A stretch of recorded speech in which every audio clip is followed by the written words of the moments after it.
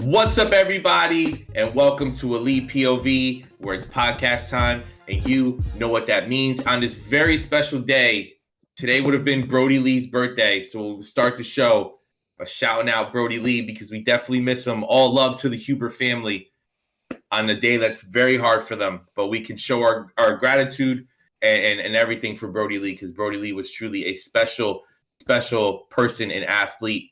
But I am Phil Cataldo, but you can call me Philium, alongside this week with the news of match ratings. I dub her 5.5 star Jackie R. What is up, 5.5 stars. So wait, hold on. Does that mean I got demoted? Because if I've been 10 stars, as I was saying it, I was realizing that demoted you, but just go with the gimmick, all right? But for the occasion, we're gonna shoot. It's a damn good day because it's like pulling teeth sometimes. If it didn't happen in Japan, it's not getting over 5 stars. But 5.5, for FTR and the Briscoes and wow, I almost blanked out there. And the Briscoes at Final Battle, well deserved. I'd have given it 10 stars, but I digress. But what's up, everybody? It's Friday night. You know what that means. Time to get naked again. All right. No, Kyle. No. We're not doing this again. Yeah, every time you're going to say it every Friday, I'm going to say that. You're a little too hyper last week, and we're not going down that route again. But you know what? If you want to be hyped, let's be hyped then. Jackie, I will say this, though. I know you said FTR versus the Briscoes didn't happen in Japan. But with the news we'll talk about in a little bit, with the new Honor Club, with the rumors that it may include some Japanese stuff on it. Oh. Did it happen Japan adjacent? That's a big word for Elmo. I think I'm turning Japanese. I really think so. I knew that would pop somebody. It pops me. Oh, boy. And the man who wants to get naked every Friday night, Mr. Kyle Masters, what is up? Yeah. Let's get naked. Oh, God. What's going on, everybody? Welcome back to your favorite AEW fan podcast. That's us here at Elite POV. Just like Kimmy's best friend, Britt Baker, would say. She got a match tonight against Sky Blue on Rampage. Going to be a great Rampage.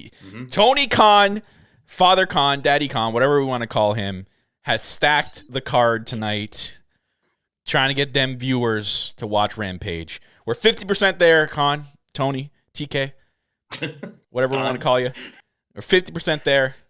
Got to move that time slot because the East Coast, it sucks for us.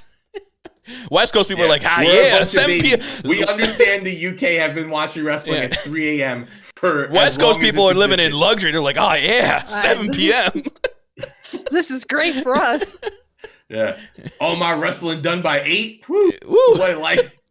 What a life. Meanwhile, the UK people are like, fuck you. They're struggling to stay up at 3 a.m. We're drinking coffee. Bro, we got to wake up at 3 a.m. to watch Wrestle Kingdom. They're like, we had to wake up at 3 a.m.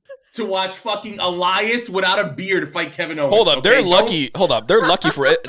Aren't they lucky for Wrestle Kingdom this year? Because we're the ones waking up at 3 a.m. this year. Yeah, but I'm saying we have to wake up for a show that's going to be one of the best shows of the year. Oh, they have to wake up for a shitty Raw. Yeah. You know what I mean? Because weekly. They have to wake up weekly. We're doing it yearly. Yeah, seriously. Shout out to Best in the World, you're amazing in the chat saying feel our 3 a.m. Rampage pain. Bro, I feel better your than pain, me, dog. amazing, because I don't watch it at 10, let alone at 3. But the other person on this show, which I am now dubbing big time Kimmy Sokol. She big timed us today. She big times us all the time now. What's up, Kimmy? I honestly don't. You all are so over dramatic.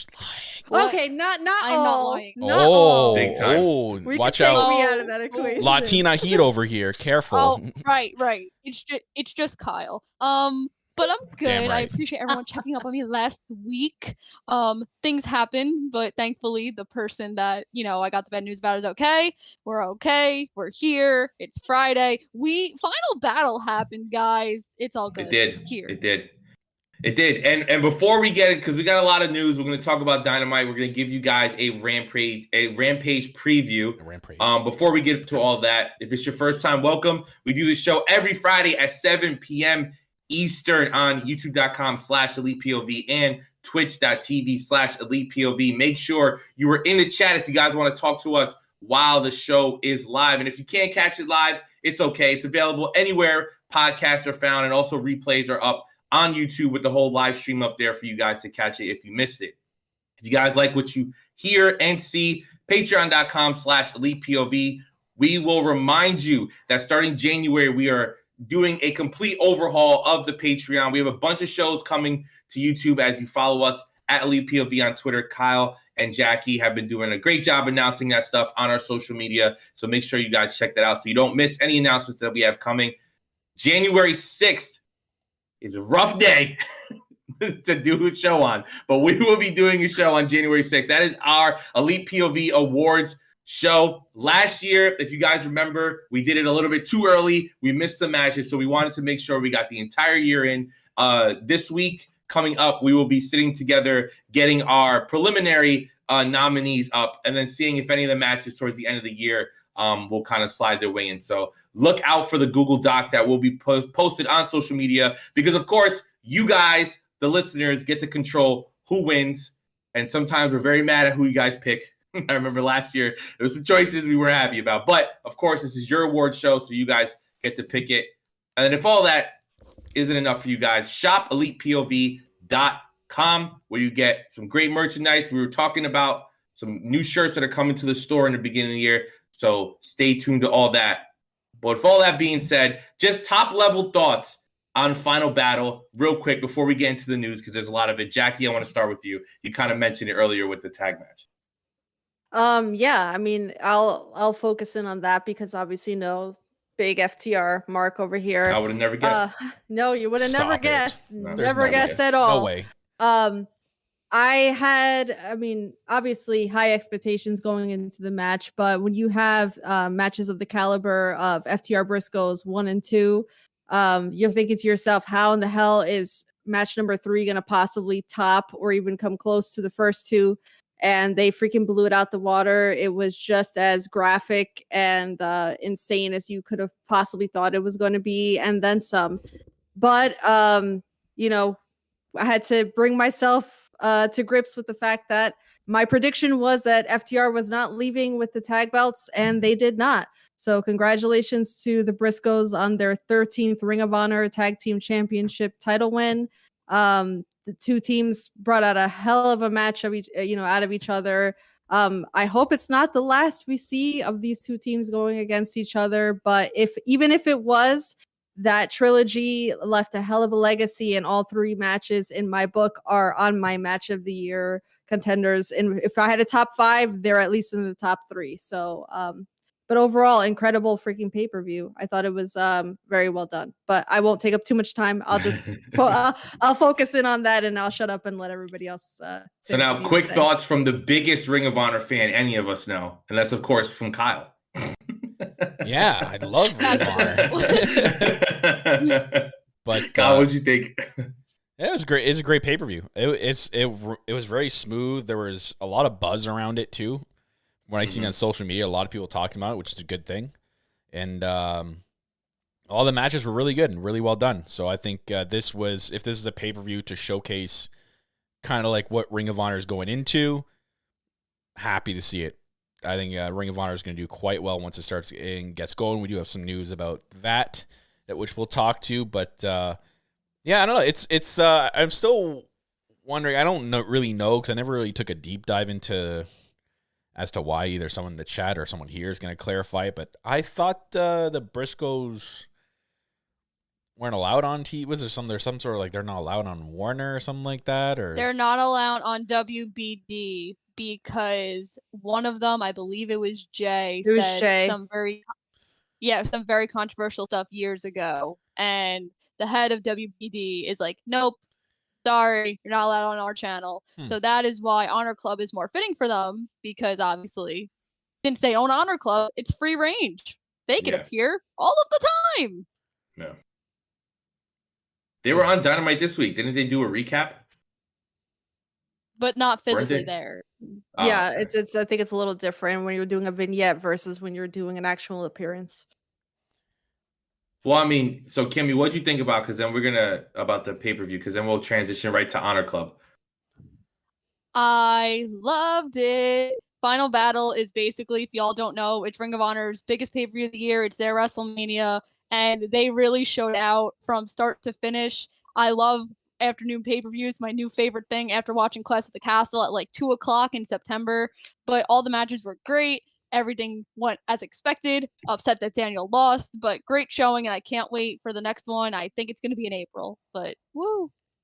Well, then talk about, Kimmy, sort of the details that have come out about this new version of Honor Club that honestly I've seen it split the wrestling community. Some people are cool with it. Some people are upset about it. As the biggest Ring of Honor and probably the only Ring of Honor fan I know, that's someone who's like, I'm a Ring of Honor fan in general, period. No matter what's on the show. I do have the press release in front of me. Okay, yeah, if you want to go through it. If I'm okay to read that. So sure. I'm all for I had to get a pass from big time Kimmy here. Yeah. So Tony Khan announced that the company's Honor Club streaming platform has officially relaunched, which is watchroh.com, featuring more than 2,500 hours of premium professional wrestling content dating back all the way to 2002, with new weekly television episodes coming soon to the platform. They've advertised people such as their current champions right now. Fans can sign up immediately for Honor Club for just $9.99 a month by visiting watchroh.com. Honor Club is accessible to devices also on iOS, Android, Roku, and Amazon Fire TV, which is great to see. The relaunched platform updated functionally, where fans will be able to enjoy thousands of hours of Ring of Honor content, including classic matches from the ROH television archive and hundreds of pay-per-views and special events as well. You guys can go back and watch any like Young Bucks, like back when the Bullet Club were like taking over Ring of Honor back in the day. Or even if you want to go older than that, when like Bryan Danielson was there, or Kenny Omega. So like there's a lot of content on there for you guys to go and watch. Or if you're Kimmy, Tyler Black. Or that. I love that guy. Khan also announced that plans for a weekly ROH television show will be solidified at the top of the next year, so around sometime in January. Pay-per-view events will be available viewing on Honor Club 90 days after they happen live. So you cannot watch the pay-per-view live on Honor Club. You have to purchase the pay-per-view, and then it'll be on there 90 days after it's shown. So that's... That's the only issue I have with it. And I understand, it's a money business. You're trying to make money, but if you're trying to basically rebuild a dying brand from the ground up I know Tony Khan in that the thing that Kimmy was a part of. What the hell was it called? The media scrum. The media scrum. Yeah, there you go. In the media scrum that he did, that he talked about, he actually signed a ton of people to Ring of Honor. He just hasn't kind of announced it yet. So you would assume it's a lot of newer talent, a lot of younger talent. So why try to get people to buy those pay-per-views at a even $40 price when you could just include it with Honor Club? Even if you were like, all right, Honor Club's $20 a month, but you get the pay-per-views, or it's like $15 a month and you get the pay-per-views, something that entices fans to do it. Because the same way you did with NXT, right? It was a lot of unknowns. Maybe people from the indies knew them, but like a lot of people who were watching WWE and they didn't necessarily know who all these guys and girls from the indies were. You included it with the network subscription. Then NXT blows up, and you could kind of adjust there. But anything to get us to up the fuck away from I think eventually they can go there, right? They can get to that point. Right now, it'll also help with paying the talent that are Ring of Honor from the pay-per-view buys. Yeah. So right now, I don't really mind it too much. My question and my concern is, where are they taping all this? Yeah. I'm going to assume. So back in Ring of Honor days, they used to tape TV, they used to travel, but I think for the time being, they're going to go to Daly's place and film it there to, make sure they don't spend too much money. I'm just assuming. I don't know anything. But I will say the thing with Honor Club, it might say that it's on Roku. It's not, because I've been checking for a week, not there. And Honor Club, fun fact, I hope Tony Khan really fixed it, because that is it does not work, right? It glitched like crazy. It would always sign you out, and there would be a bunch of problems with it. So I hope to God that Tony Khan fixed all of these glitches with Honor Club. Well, if they could fix that instead of what they've been doing with freaking Bleacher Report, because I have a million freaking problems with Bleacher Report as is. So Jesus, if it could be better than that.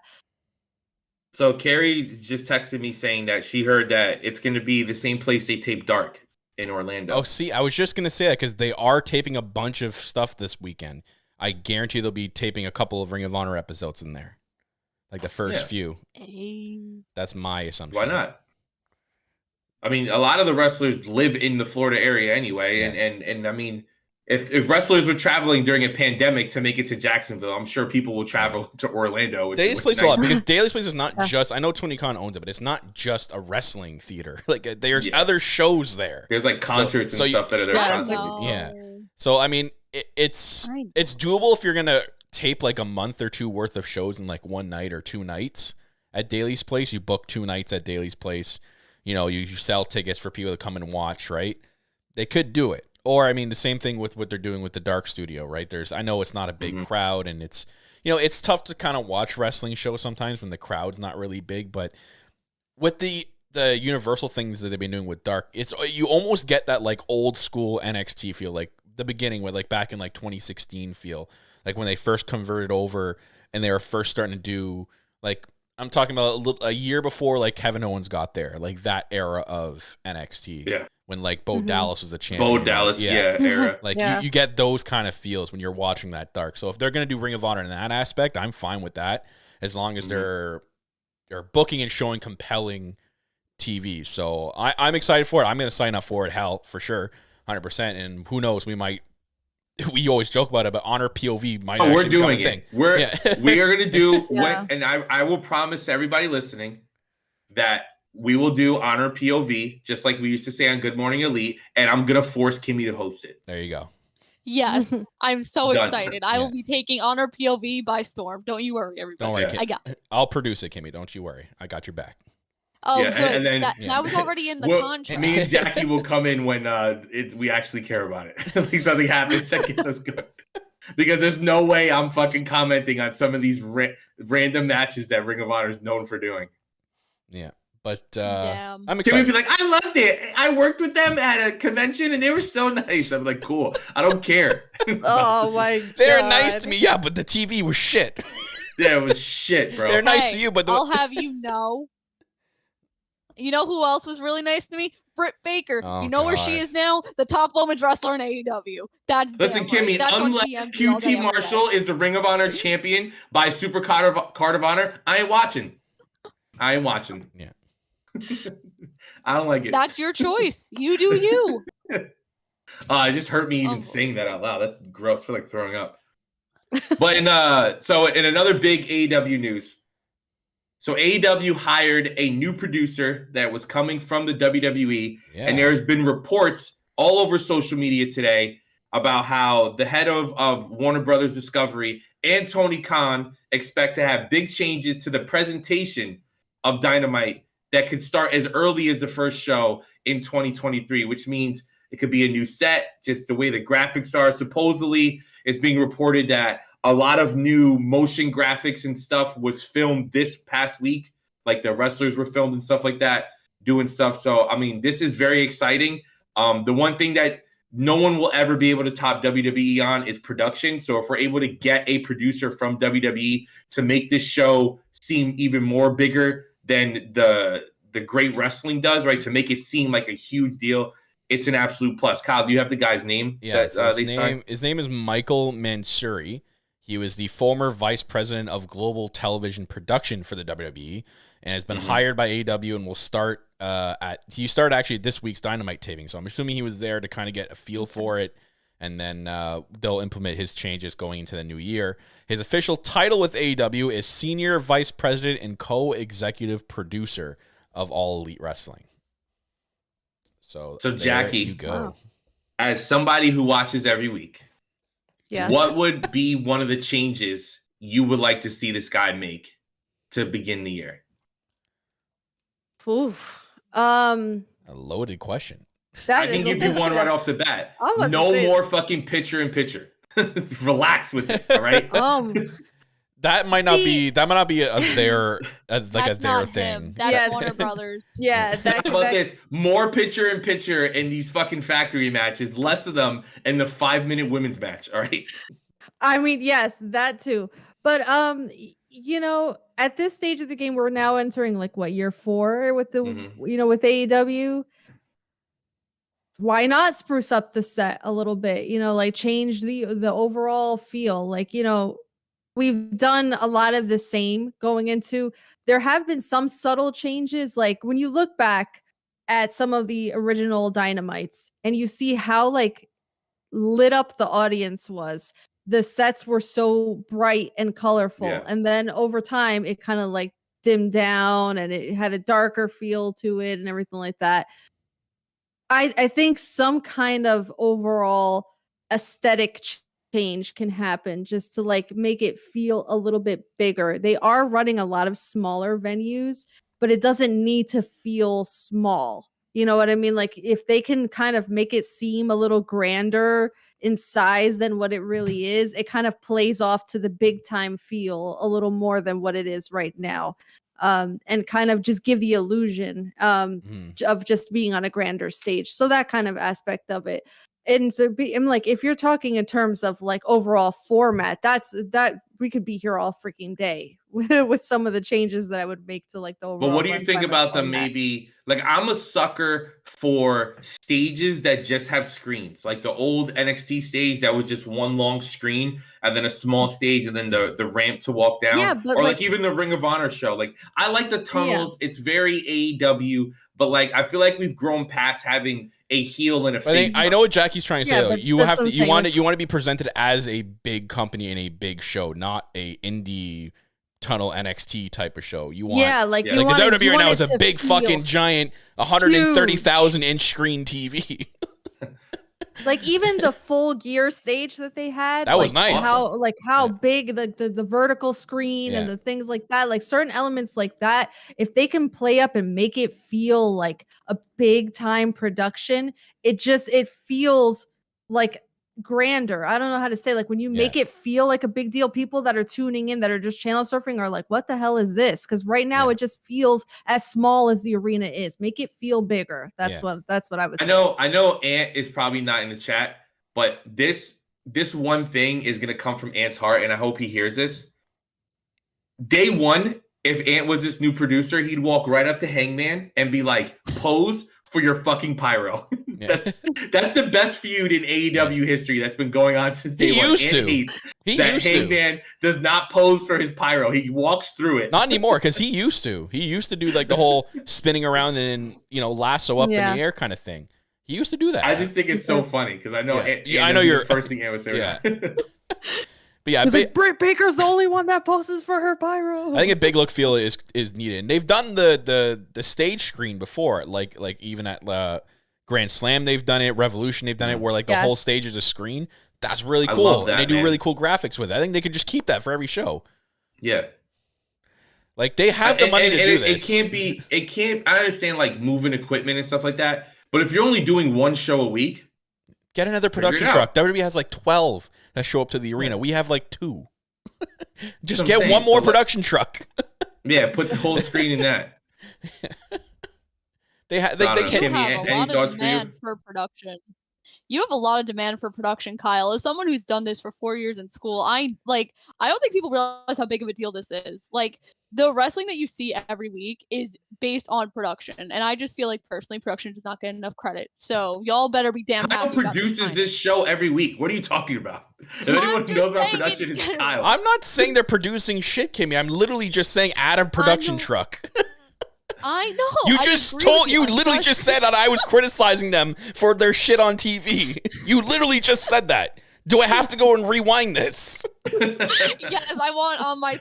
Listen, Kimmy, we just don't want our wrestling on TNT to look like fucking Impact Wrestling anymore. Is that so bad? Yeah, exactly. That crappy ass stage. That's rude. But yeah, I guess they could fix up the entrance ramps. I guess that's cool. That's literally what I said. Sure. Listen, I just get rid of the tunnels. That's all I want, and then make that'll my be tough. only. I feel like it's like a signature of theirs. Yeah, I guess, but I don't like the heel and face thing. Like, just everybody comes out of the same thing. Doesn't matter if Bryan Danielson, he comes out of the heel tunnel every damn wherever the fuck he wants to come out. But to me, I like the longer ramps. I've never liked the ramps that go right to the ring. And I definitely hate when Ring of Honor just has steps. Like, all right, did I throw this in my backyard? What are we doing here? Like, what the fuck's happening? Oh, I hope they change they're wrestlers, they need a ramp. Yeah. They need a ramp. I'm just saying. You know what you do? You take the Dynamite stage they have now, give that to Ring of Honor. There you go. Perfect. And then give it to Ring of Honor. Yeah. And then you upgrade yourselves. Yeah. You know? Perfect. Like, I think Ascended said it earlier. Just put a giant fist above the Titantron. We stole your fist. Yeah. But make it like the BCC fist. Yeah. Like blood on it. Oh my God. No, actually don't do that because Darby's going to kill himself jumping off of it. Let's please. Yeah. Let's extend his career another 6 months. Or if Jeff Hardy comes back. Oh yeah, if Jeff Hardy when he comes back. Yeah. But speaking of people who might be debuting soon, huge, massive news in the world of Sasha Banks / Mercedes Varnado. What are you coming at me for? Apologize to Raj. Yeah, apologize to Raj. Apologize. Everybody out there who was on Twitter giving this dude Raj the fucking work over the summer. This dude had it right in like July, June, and people were shitting on him over the Sasha news. Like, he was right the whole time. SRS reported Kimmy, don't come here and say that you knew, because I can go back to like 2K2 Observer and say, oh no, she's going back to the Fed. No. I did not give him shit. You're right. I didn't believe him. My sources said other things, and I gave him a lot of credit. Your sources better say sorry to Raj. They better send him flowers, a Christmas gift, everything. Yeah, please. But if you guys missed the news, it's being reported that Sasha's deal actually ended Mercedes. In the summer. Oh, Mercedes. I got used to saying that. Mercedes' deal has ended in the summer, and that's why when we kept hearing, January 1st, that's when she's able to take bookings, it was real. It wasn't just like, maybe that's when she comes back to WWE. No, like that's when you're able to book her for wrestling shows. So, of course, her phone must be ringing off the hook, which makes it, the reports that came out earlier this week about the Sasha Mercedes maybe reportedly showing up at Wrestle Kingdom is actually a huge deal now. Kyle, I know you're very excited about all this because me and you are the same way. We love when people leave the Fed and come to our world, baby. How excited are you right now? I really hope it's wishful thinking that she's AEW bound, right? It's still, even though with this news, it's still sort of like up in the air, right? What if like she is just going to be still doing her own thing and taking New Japan dates and Stardom dates here and there? Because as of right now, the deal it looks like is she signed on for a few New Japan dates, which include Wrestle Kingdom. One of those dates includes Stardom, and it'll be a major Stardom show.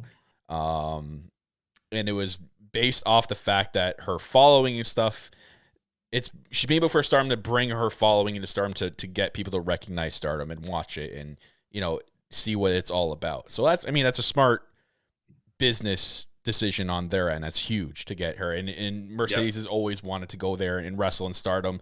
There's a few people there she's wanting to wrestle. One, I almost can guarantee what's going to happen is she's going to face the winner of the Kyrie and I forgot the other one's names. IWGP Women's World Heavyweight title match at night 2, which is the end of the month. Now, when it comes to AEW, this is another story. This is crazy. So, the news also has come out that the money wasn't being offered properly to Mercedes because she was thought of as not as big as, was it Charlotte and Becky. And Becky, which is laughable. It is literally the clowniest thing I've heard in my entire fucking life. And I'm going to swear now because this is the most ridiculous fucking thing I've ever heard. You're telling me the person that no one's talking about Charlotte right now. No one gives a shit. People are talking about Mercedes. So why wouldn't you pay her what she's done in her career? She deserves everything that she's asking for. Now that's the question now when it comes to AEW. Is AEW going to pay her that much? Is Tony Khan going to front up the money and pay her that much? Because, which now Jericho's come out and said, like, people are saying that the money she's getting paid from New Japan was more than Jericho's per match basis. Now Jericho's like, oh, well, no, that's not true. I wasn't getting paid that. So who knows what's true, right? And Jericho, you never know if he's lying or he's not lying. Anyways. But to me, it's all about the investment, right? Tony Khan took a huge swing on CM Punk, and that investment paid off initially with the ratings going up and them selling more tickets, but then ended up backfiring because of all the bullshit that Punk caused backstage. And it kind of really fucked the company over for like 4 to 6 months this year. But I mean, they're able to bounce back now. The show is great. So I think it's actually smart to take another swing because, in my opinion, the modern day version of Hulk Hogan going to WCW, I always said it, was one of the 4 horsewomen leaving to go to AEW. AEW's biggest weakness from day one has always been the women's division and how the women are presented. No matter how they got Saraya, they have Britt Baker, they have Toni Storm and Athena and all these big women stars that were stars in WWE or just stars on their own like Britt Baker, and they're still not giving them the time. You bring in Mercedes, she needs to be a big part of your show because she's a huge star, like Kyle was saying. Mercedes was in one of the biggest shows of the last few years, which is Mandalorian. She's a part of Star Wars as a real character that didn't die, that will continue to exist. And Star Wars is the biggest franchise in the world. And Sasha, it was one of the 4 women who were responsible for women's wrestling being what it is now in the modern era on a huge stage, right? Why that company wouldn't give her the same money as Becky and Charlotte is insulting, honestly. And I'm not even the Sasha guy, right? I've said this all the time. It is unbelievable that you wouldn't at least match what she does. And I've always said it, when it comes to the 4 horsewomen, Bayley's the best one. If we go from A to B in the ring, it's Bayley. If we go popularity, it's between Becky or Sasha. And if we go in-ring work, it's between Charlotte or Sasha. Like overall package with promos and everything added in. So why wouldn't you, if Sasha's the most popular and one of the best wrestlers, why would you not give her all the money in the world, especially with the Disney stuff? And especially with what AEW is right now. What's going on? Why wouldn't you lock her in? I don't understand. Vince is not there. Triple H treated her with like gold in NXT. I don't understand why it came down. When it came down the money, they're like, you know what? You're not as popular as Becky. Are you fucking high? And I know the whole thing, like, they don't listen to social media, right? WWE has a history of like, we don't care about what social media thinks. Fans are fickle, which is right for the most part. But if you're looking at it logically, Sasha and Bianca was a true main event in a singles match that delivered. That was a lot of people's match of the year that year. That was a lot of people's match of the weekend that year when we had Roman, Edge, and Danielson have a great triple threat match. A lot of people, including myself, thought that match was better. The Becky, Charlotte, Ronda match, it was technically the main event, but the match wasn't that good, right? And people didn't leave that match all excited other than the fact that Becky won.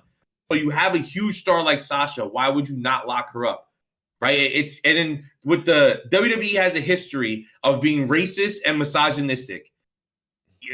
And this Mandy Rose situation did not help. The Mandy Rose thing and the Sasha thing is like, so it's because they're women and because Sasha's black, because it makes no sense why you would not give Sasha every penny that she's worth. But what do you think of this, Jackie? Oh my God, there's so many damn layers to it. I mean, like I could jump on a podium and say what my thoughts are in terms of what I think. Jackie, remember, you never put it on a podium, all right?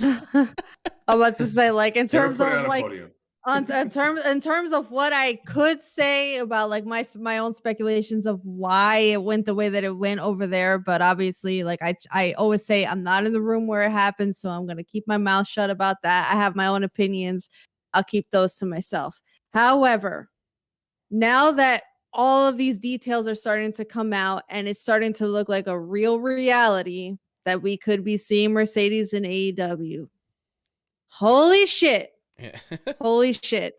I'm starting like, cause I didn't want to get too hyped in the beginning, because I'm like, let me not like, let me not go there because I don't want to like, I'm still look there, like an Jackie. asshole. I'm still like, it's still, I mean, it is still like, because anything can happen at the last minute, something can turn around, and she's got a lot. She went on one of Bailey's Instagram lives, and she was talking about the 1,000,001 projects that she has going on, and I'm very happy for her. She's doing her thing. She's in her bag. That's fantastic for her.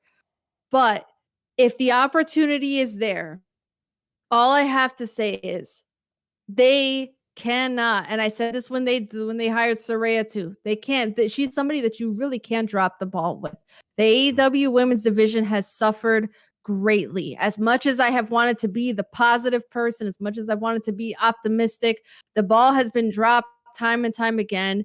And if she is to be brought into a roster like that, she is such a major star that she would have to be featured at such a level, like I'm talking like main status level. Yeah. Otherwise, it would not be worth Jade. Her time. Yeah, and I'm talking even above that. Like she would have to be like on par with a main event level, not this 9:20 time slot shit. Yeah. I'm talking about opening the show. I'm about to say she's on that star power level. So it's like, but when she comes in, it can't just be the Sasha show. You know, these other women that are on the roster that have busted their ass also have to have the platform to showcase their stuff. So it's like, is there enough room to give her the respect that she deserves and the regard that she deserves while not completely smothering and downplaying everybody else that's already there? Well, to piggyback off what you said with in terms of like what we said about Saraya, you can't fumble the bag when she comes in. So far, they haven't fumbled the bag with Saraya. They built her in an incredible feud with Britt Baker. Now, here we're in that moment now of, are you going to fumble the bag with Saraya or not? Because they've went ahead and booked her in a tag team match over a month out at Kia Forum show, where now you're doing it at a time where right now anybody and everybody's talking about Mercedes and where she's going. Coincidence? I think not. I think for sure, if you do not bring in Mercedes, I would accept Naomi at that point as well.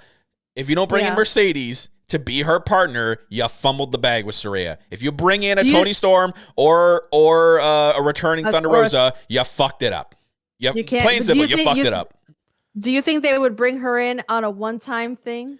Well, and then here's the thing with AEW, though, because she's got 1,001 projects. She wants to wrestle over there in Japan. She can do that being in this company. Tony Khan's like, hey, you want to go wrestle in Japan half the year? Go ahead. As long as you come here, you make myself some money, you appear in AEW, you give me some pay-per-view matches, you can do whatever the fuck you want at the 6 other days out of the week. You can go fly to Japan right after Dynamite and go wrestle there for the weekend and then come back again next week if you want to. They don't care. They give the wrestlers the freedom. Yeah. You have the freedom. But Kimmy, as the one person here who still loves and watches WWE every week, don't shake your head because you do. What do you think about all this news? No, I don't. No, I keep up with it, but I haven't watched the show in like 3 months. Fake fan. Rude. All right. So here's what I'm going to say. Number one, I don't think Triple H and Stephanie made the show. I think it was Nick Khan, because it just adds up too much that it's probably Nick Khan. Number two, the ultimate fact that you. So you're telling me that if Nick Khan made the decision, that Stephanie and Triple H are like, oh well, it was his decision, we can't do shit. Fuck off. They would have had to say and done everything in their power to change Nick Khan's mind. There's no effing way. It's just Stephanie and Nick Khan. Clearly they didn't try hard enough. Well, let Stephanie just hate. There's no way. I don't believe that. Okay. Anyway, the second thing is Sasha is the most marketable person in wrestling right now, because you're right. She did the Mandalorian. She did the Star Wars thing. She was on the college football championship like intro package. I saw that for that. Yeah. A lot of people forget about that. No, I saw someone retweet. That was pretty cool. Knowledgeable. Look at me and my knowledge. But the fact that they literally did not see her as marketable is the dumbest thing ever. WWE, you fucked up. Here's the thing with her going to AEW. She would have to be there every single week. She would not have necessarily. To be. No, I think she would. No, she wouldn't. No, Saraya's not there every single week, dude, Saraya's not there every single week, and they're doing great with her. Okay, well, I'll ask you this then. I'm gonna throw a number out there. I'm just gonna throw a number. If you were to pay Mercedes, $3 million. Would you not want her to show up every week? Or you would throw $3 million at her to show up every other week? Listen. I would give Sasha $10 million just to record promos that air on my show. Sasha, Charlotte, Becky, and Bayley are the face of women's wrestling in the modern era. I agree. You do whatever, and especially Sasha and Becky, which how popular they are, that everyone knows who they are. And Charlotte, because she's a flair. So even if you don't watch wrestling, you hear the name, you think of Rick, and you understand Charlotte. Then you see her, you're like, wow, she's the best ever. Well, look at Saraya. I'm saying Sasha and Becky, you pay just to get them. So you throw the money at her. And then, like Kyle said, Saraya, huge star too. So you're bringing in these women who are going to elevate the Jamie haters to mainstream appeal. Sasha is worth an empty checkbook. Whatever she wants, I'm just saying yes. Calling Sasha, what do you want? Yes. Done deal. We'll see you when you decide to fucking show up, because they gave all this money to Punk, right? And it worked in the beginning. So we can just keep Mercedes happy. It'll be great. Because like Jackie says, you have to put her in big spots. Yeah. You have to. And I'm sure in whatever deal they talk about, it'll be in that deal where she has control of her booking, like a lot of the wrestlers do, or where whatever, right? I think I'm sure Chris Jericho right now is in Tony's ear, like, you need to fucking offer the fucking world to her. Yeah. You need to go into your piggy bank. Whatever she's asking for, you put some, and you put a nice signing bonus on that sucker. You give her a nice whatever package. She wants.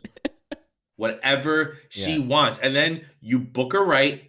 And then all the women who potentially could be unhappy in other companies. Bro, you got another company looking at AEW. You got Disney now looking at AEW if you get Mercedes in here. Then that leads to other things. Did you hear what Saraya said? Yeah, there's room for a tag division. Well, not just that, but she also said that when she was in WWE, the talent is very happy that AEW exists, right? Yeah. They're never mad about it. There's another place to go to. Yeah. And over the next 5 years, right, there's a lot of talent in AEW that are not happy because they're not getting consistent booking, and they want to work that WWE style. So we're going to start to filter people out, which brings room in for all the people over there who are unhappy with that insane 300-day a year schedule that would like this and want to do more side projects. So it was Mercedes the same with UFC and Bellator back in the day. Do you remember that? Like, when people weren't like getting like the proper like fights in UFC, and they were really happy with like UFC did stuff. They're like, I'm gonna go wrestle in Bellator, and they'll give me what I want. Exactly. Yeah. So there you go. But the other big thing before we get to Dynamite, so the Mandy Rose news that shocked the world. So she lost the title at NXT this week to Roxanne Perez, Roxy as Kimmy knows her. But shout out to her for that. Hey, listen, I like low key. Help Maria make that decision to have Roxy win. No, I know. I'm not knocking you for that. I'm giving you praise for that. We're shouting you out for that, right? Thank you. So I'm like, all right, Mandy must be going up to the main roster, whatever. She was champ for like 413 days. I make the tweet, right? We got to talk about this. I make the tweet just shouting her out. Hey, because everyone was shouting out Roxanne, and I want to give praise to the other person in the match for what she's accomplished in 413 days. And what she did, now she can get moved up, right? She responds, thank you. Then the fucking news breaks that they release her. And obviously she gets off social media. Now I'm the only tweet she made that day. So I'm at over 2,000 likes now. I don't know what to do with this Jackie Rodriguez fame now. It's going in my head. Yeah, welcome to her world. But of course, if you lived under a rock, Mandy Rose has, I think it's called Fan Time, which is essentially another version of OnlyFans. Yeah. Just called something different. And what she's doing on that is posting naked pictures and doing whatever she wants with her body, which is completely fine. We have no issue with that. Yeah, do what you got to do. I understand that during COVID, like Zelina Vega made an OnlyFans, even under a fake name, not using Zelina Vega or even her real name, and WWE found out and fired her for it, and then made the announcement, no third-party things. The wrestlers are not YouTube, not Twitch, not OnlyFans, nothing. If WWE doesn't have a piece of it and they don't allow it, you can't do it. Randomly, people, especially like Scarlett and Chelsea Green's rumored to be going back to WWE. Like the talent that's going back to WWE has OnlyFans, and they haven't been forced to delete it. And then Mandy starts her own version, whatever it's called. I think it's Fan Time. And they don't stop her. And we know that from hearing interviews with wrestlers and stuff, anything in WWE has to be approved by 1,500 people before you're allowed to do it. You want to cut your hair? You need approval. You want a tattoo? You need approval. Anything about your appearance. Want to buy some shoes? You gotta get approval. Yeah, you need approval for everything, right? You want to eat an apple? You need approval. Yeah, you need approval, right? Carlito, you need approval. But the whole thing is like, so that means somebody approved her launching this site. Which yet again, what do you think's gonna happen? Like, she's making more money reportedly than she did in WWE, because everyone does, because you can make so much money on these websites. And then they're sexualizing her on TV. It's not like she's booked as the Daniel Garcia of she's women's literally in a wrestling. fashion called Toxic Attraction. Yes, and they're sexualizing her on TV most of the weeks. We saw she had storylines in the past where her only mission in the storyline was to fuck Jimmy Uso away from Naomi. That was her only. There were thing scenes where she was only in a towel. Yeah, but that was okay. But the second the talent starts to make money off their own bodies, it's an issue. We get reports that Shawn Michaels is the reason he fired her, which is fucking blows my mind. The dude who was saying "suck it" for years and was making fun of Dax's fucking mental health as early as Raw 25, and was over here doing fucking drugs and treating everybody like shit just because he found God. Now doesn't like, well, get the fuck out of here, bro. You sexualized her for 413 days of that title run. Like Kyle said, Toxic Attraction. But she shows some ass and titties. Nah, get her out of here. The camera literally zooms in on Gigi Dolan's butt. It zooms in on her butt. It zooms in on her butt. Exactly. Get the fuck out of here, bro. And so now with all this being said, of course, now the rumor starts. Is she going to Impact?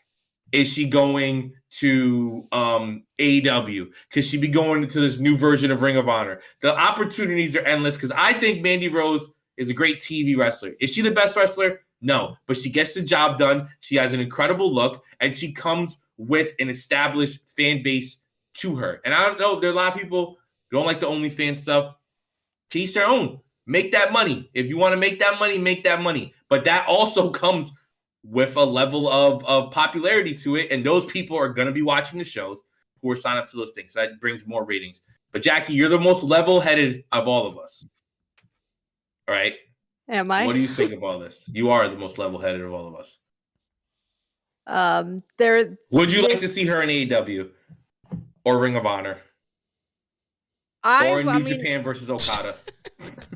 What? Or Stardom. That's a bit of a stretch. Let's not get crazy. If she would like to continue in wrestling, I would like to see her land somewhere in an Impact or an AEW if they will have her. I just think the whole situation is very deeply rooted in misogyny and hypocrisy. Again, this is another topic that I could go off on at length, but it just frustrated the hell out of me. Fuck the it's just as soon as the group chat was popping off about it, one of the first things that I said was they had to know. They had to know. Like, don't act brand new. Everybody knew that everybody knew that she was doing this, and now all of a sudden it's a freaking problem. Like, y'all just pick and choose. Y'all pick and choose what you have a problem with. X and Y and Z over here can do this really like shitty thing, and y'all want to turn your eyes in this direction and ignore it and want to act like it's not happening. You want to throw belts on people who are doing really shady, questionable things. But meanwhile, woman over here wants to take propriety over her body, and then all of a sudden it's a freaking problem. It's bullshit. So bottom line is, if she wants to go elsewhere and AEW is interested, why not? She has a name and she's marketable, go with it. Impact wants her, go with it. If WWE decides they want to crawl back and be like, "Oh, I'm sorry, we want to hire you back," I hope she doesn't go back. Personally, I would be like, fuck you guys. Because to hell with that. Like, if you want to play that freaking game, that I think the whole thing is a crock of bullshit. History repeats itself in that company. I wouldn't want to. Like Ascended is saying, Shawn Michaels posed for Playgirl. What the fuck, bro? Like, come on. And you're shitting on somebody for also using their body? Like, give me a break. Like Carrie and everybody saying in the chat. Brett was right, bro. Brett was right. Time. Brett was right. Jesus Christ. It's anyway. The bottom line is, I think that the whole thing is the whole situation is messed up. I understand that there's contractual stuff, and maybe there's things written into her contract that says that she violated this or that. But it's like, why not suspend a person? Why not say like, okay, like just tell her to take her down. Why'd you fire her? Take it straight to a release. I don't know. Just maybe tell her to take it down. Maybe they told her behind the scenes, like, you got to take it down or this is going to happen. And she refused to take it down. And she said she stuck by her guns. No, well, what is being reported that she didn't even know about it, that she would have been willing to take it down. Isn't that being reported? Well, I don't know. Jackie's freezing over it. You know what? That's the case then, y'all. Fuck me? What did I do? Know. Jackie, you were freezing. That was why we weren't saying anything. Oh yeah. Well. Yeah, you were freezing. What did I do? My bad. I'm getting screamed at. I'm not Shawn Michaels, bro. I'm not trying to put you in shackles, Jackie. Not you. You live your life, Jackie. Whatever you want to do, I support you. Okay. Just if you open an OnlyFans, you can't work for Elite POV anymore. I'm sorry. Yeah, no, it's in the You're contract. fired. Sorry. My bad. If you work for OnlyFans and don't get us front row at Grand Slam next year, fired. Yeah. I don't know. Except Kimmy. Kimmy has to sit in the third row. Yeah. What the hell is this? Hey, it's not like you said the Kimmy, 300s. what do you think of all this? What do you think of all this craziness that's happening? So I'll just say the vendor community was really popping off Wednesday afternoon. I'm getting calls left and right. They're like, should we bring her here? Should we bring her here? I'm like, yo, I'm trying to take a final. Give me 2 hours and I'll answer all of your questions. Don't worry. So I think the very interesting thing is I don't see her going back to wrestling, especially because if she's making more money off of this website and OnlyFans, why go back if she can make more money off of this? Yeah. But if she already has an go to AEW and say, hey guys, I'm over here now. Now look, I have a fans whatever. Come sign up. She can get more money. I don't see it. I don't see her going to AEW. I don't see her going to Impact. And I'll sadly say this. Don't be surprised around WrestleMania if you see her back in WWE. No. I'm sure she'll go back. I'm sure she'll go back. Yeah. I'm sure. I think the situation was handled very. You know what? I'll say it. I'll be mad. I'll be mad at her if she goes back. No. You know what? No. I'm not gonna go work for a company that's gonna keep people around that have DUIs and almost kill people. But then when I make an OnlyFans, I get fired for it. Like, give me a break. I'd be out of that play. I don't give a fuck what they would pay me. Clearly, she's making more money. She's making more money in this fans thing. So what's WWE giving her? Exactly. Not a lot. So she doesn't have to go back. So it does not matter what company she works for. She's not going back to WWE. She can go work for Impact and wouldn't care. She's still wrestling, something that she clearly loves to do. But at the same time, she's still making more money than she's ever had. More than what WWE was paying her. So it doesn't matter what company she's going to. Yeah. I just can't see it. Like, I don't think the situation was handled very properly. I think Shawn Michaels made the decision. I'm just saying my opinion. That was the question. My God. What is your issue? I just love big timing. Yeah. Kyle. Unbelievable. Your nickname was not that you're big timing, is that we are going to big time you now. Whatever. My favorite part of anything that was said on the entire show so far is Kimmy starting her thing of saying the vendor community was. Who said That's that? my favorite thing about that. The vendor community was popping, bro. Y'all not part of this vendor community, eating, bro. Who was eating, bro? Yo, I kid you not. I got a call from I think 3 or 4 different vendors. Like, what do we do? Oh, we believe you. It was just a hilarious comment. It's just funny that you said it. And we're all gonna pop off tomorrow at Icons of Wrestling. It's a win-win for everybody. There we go. Just let the second Mandy is in our area. Let me know, please, because I got a picture I need her to sign. Okay. Thank you.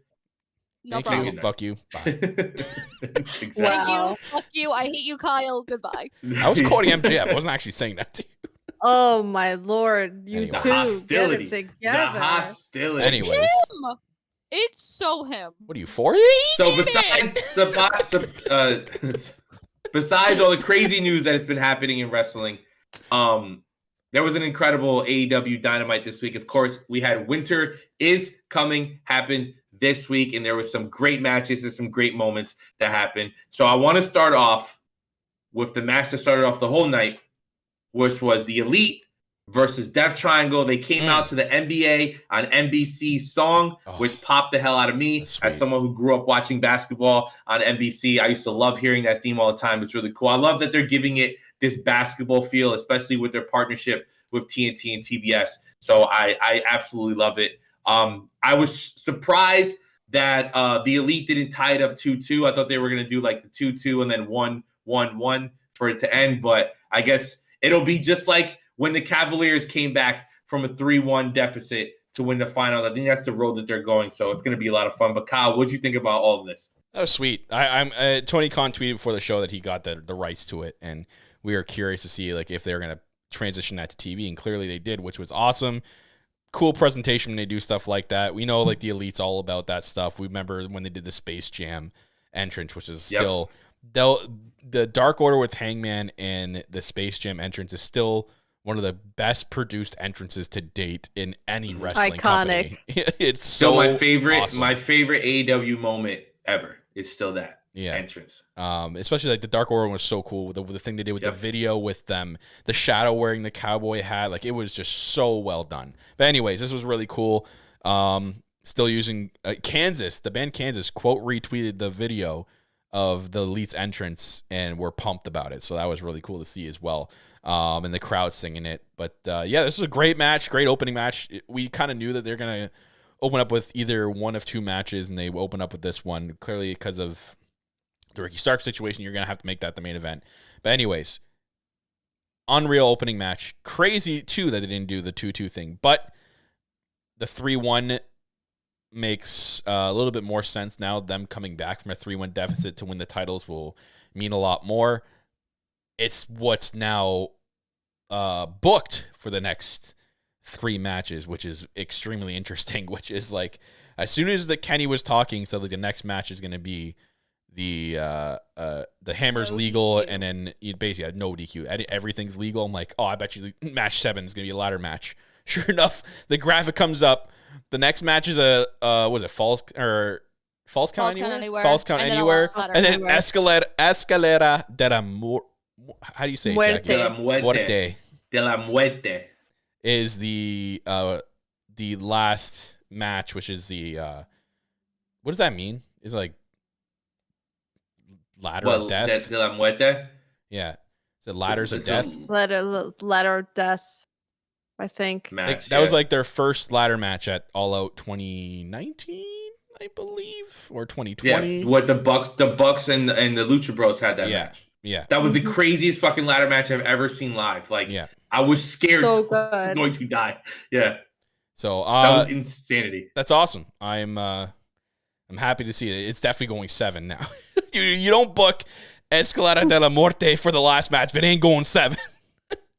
And especially now that you even brought that up, like I completely forgot until you brought it up. But yeah, like the Bucks and the Lucha Bros have history in that type of match, so like it just makes it even a bigger deal. And it'll be at the Kia Forum. Like you're going all in with this, which I love. They're gonna sell at the Kia Forum, man. That's a 14,000 seat arena. That's a match now that you've added that's gonna sell tickets. That Kia Forum is gonna be sold out with not only that, but like obviously with the potential of Mercedes showing up, that's gonna be a hot ticket show coming up in January. But great opening. Kimmy, what'd you think? I'm excited that the last 3 matches have a stipulation. I thought this match was good. I was also shocked with the 3-1, but it makes sense. That's it. Wow. Short and simple. Love it. But so Jackie, what'd you think about them adding this new aspect to this feud, this series with Nick's ankle being introduced as like the thing? Because usually it's Matt Jackson's back. That's the story. But now Nick is selling the ankle. So what do you think about all that? I think they have to at this point, because one of the main concerns that I won't say a lot of people, but some people had, because if you ask a lot of Elite and Death Triangle fans, they'll tell you they could watch 20 matches of theirs in a row and it's fine. But for other people, there were like 7 potential matches in a row. How do you keep it from getting stale? So between adding the stipulations in the final 3 matches, and now adding the element of like, can he or can't he with Nick Jackson, it's smart because now it's going to add another element of suspense and anticipation to see how much this is going to continue to be sold going into the next 3 matches, because it's going to go all the way. There's no way it's not at this point. Good on them too for adding the stipulations, because if Rick Knox is going to be the referee in every damn match, oh my god, it's like he's usually never going to see shit. He usually does he usually helps the Young Bucks win. He's been him being the reason. For him being in on the payroll and being in their back pocket, he's surely doing a shitty job of helping them win these matches. But no, that part of it I think is going to add a little bit of extra intrigue. But one thing I will say is that watching these matches, and we're losing watching all of the. Am I frozen again? You're back. Okay. You were a little bit. You're back now. Yeah. Okay. Anyway, seeing all these trios matches, I don't know what's up with my connection today, but seeing all these trios matches with Kenny since he's been back, I can't wait to see singles Kenny Omega again. Kenny Omega versus Mercedes Moné Bernardo to open Dynamite. Give me what I want, Tony Khan. Bro, he looks so good. He is more cut than ever, and he looks jacked. Yeah. Listen, incredible. You want to get crazy? Let's get crazy. Kenny Omega, Mandy Rose, Battle of the V-Trigger. Let's get it done, Tony Khan. Print that money so you can pay Mercedes. And this is why Phil's not booking AEW, everybody. Wow. I would love to see it. What are you talking about? I'm bringing the ratings. You talk about I'm bringing the ratings, all right? I'm bringing the ratings. Listen, you know who I am? I'm like that talent scout that has scouted millions of players or hundreds of players and got one right, and that's what I'm gonna live off. The fact that I got Bianca and Ty right, I will live off that forever. Okay, so I guarantee you right now, I can get more than 6 people watching fucking Impact Live. Okay, I bet you that right now. Wow. Just Phil, brace yourself for with Adams in the chat between the Kia Forum show and Revolution. If they are going to go ahead with, it looks like they're going to, between Death Triangle and the Elite, we're going to possibly get Kenny Omega versus Buddy Matthews. Kenny one-on-one versus Buddy. Give me what I need in my life. And speaking of Buddy Matthews, House of Black had a match. It was very quick, but I'm so happy they killed the Factory. What a great thing to do for them. Hopefully that ended the Factory's career. No. Please send the Factory to Ring of Honor. All right. Yeah. I like Lee Johnson and I like Aaron Solo, but I don't like anybody else. Send him over there. In fact, send Cole Carter back to fucking NXT. Get him off television. All right. This default creative player in WWE 2K22. The fuck out of here, bro. All right. I don't like Camarado, Adam. No, not at all. But don't like him. That was sweet with the Julia Hart thing right in the beginning. She spit right in was it QT's face or is it Nick Camarado's face? In Camarado, wasn't it? Nick Camarado's, yeah. She misted him. Oh, I know Jackie loved that as a short girl. She loves when short girls fight back and let these ogres over here. You know what I mean? Well, no, that they ain't fucking taking nothing. I know it's not gonna happen. I'll throw it out there though. He spit in the face of Nick Camarado. What if join the House of Black? No. Not as the. He's not gonna join House of Black with a lollipop in his mouth. I'm saying he's gonna go dark. No. You're not gonna get a House of Black promo with the Black, and all of a sudden Nick Camarado come in with his lollipop. No. I don't want Nick Escuro over here. Get the fuck out of here. Nick Escuro. Nick Escuro. No, absolutely not. What do you think of this quick beatdown, Kimmy? I like that Malachi literally did nothing but sit in the corner and then do his finishing move, and then the match was over. If we see more of this, I'm gonna like it. Have you ever played a video game? Because that's what people do. Yo, Buddy sent Lee Johnson into the Shadow Realm. He had his finisher on top of a table that barely broke. I still love the meme where it's like, I love that Julia Hart is just sitting back watching her group just murder her fiance. Just fucking kill him. Well, you gotta and as we know, for people who listen to this show every week, the only person Elite POV ever wants to join the House of Black is Sean Dean, so he can show him the real House of Black. All right. Exact comments Jackie, from All Out. Which nobody will get that. Jackie, as the third biggest House of Black fan I know, including myself and Nate, what'd you think? Well, hopefully I don't freeze again as I'm talking. Fingers crossed. No, it's just great to see them in action again. We knew it was going to be a squash match, of course, because as soon as they say in action, and as soon as we saw it was as soon as we saw it was the factory, we knew it was going to be quick. I don't even think Buddy got his jacket or his vest off before the match was over. No. But yeah, they looked dominant. They looked great. The crowd popped big with the welcome back chants. It was freaking great. So I'm looking forward to seeing more of them in ring, but hopefully with some more formidable opponents. And let's get that going. I see him in picture-in-picture. You freaking jerk. But you know what? We're gonna let it go. You know why? Because House of Black is back, baby, and nothing can dim my shine right now. The only person who's not happy about them being back is Kimmy, because Kimmy's a huge Judgment Day mark. No, huge. I'm not. Oh, so I big. hate the Judgment Kimmy's Day. favorite wrestler, Dominic Mysterio. Yeah. No, I'd rather 100%. No, I hate Judgment Day. They can't capitalize on Judgment Day. They've been trying for months. They can't capitalize. Kimmy, you are their biggest fan. I have no idea what you're talking about. No, I'm not. Biggest fan. Womp. Kyle, what do you think of this? Seth Rollins. Way better than Judgment else. Day, that's why.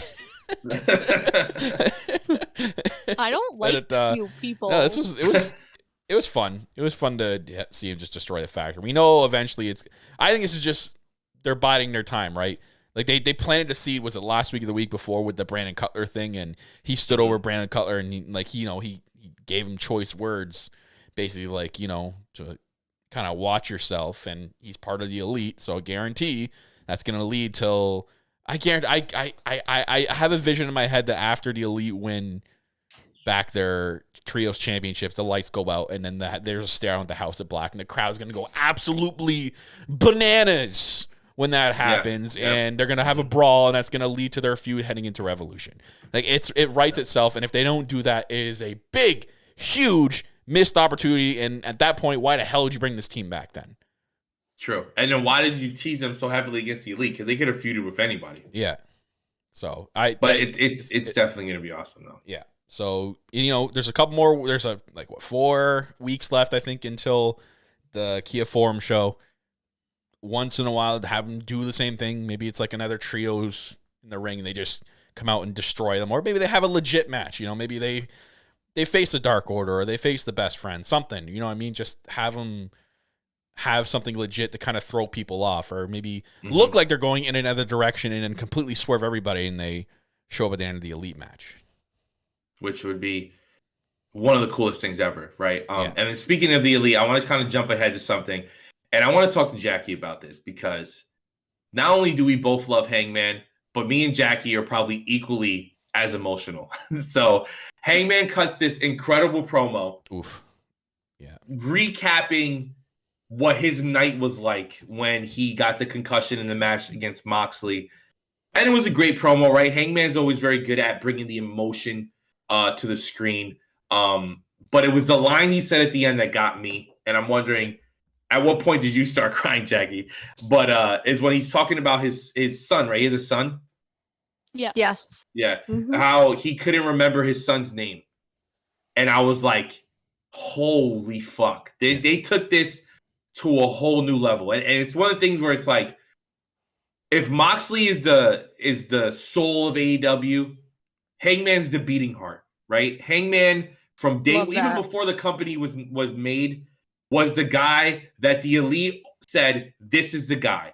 This is the guy we're picking. This is the guy we're backing. He's going to be the future. And from day one, with having the match against Jericho at All Out and stuff like that, and having he was in the Battle Royal, right, at Double or Nothing in the first one?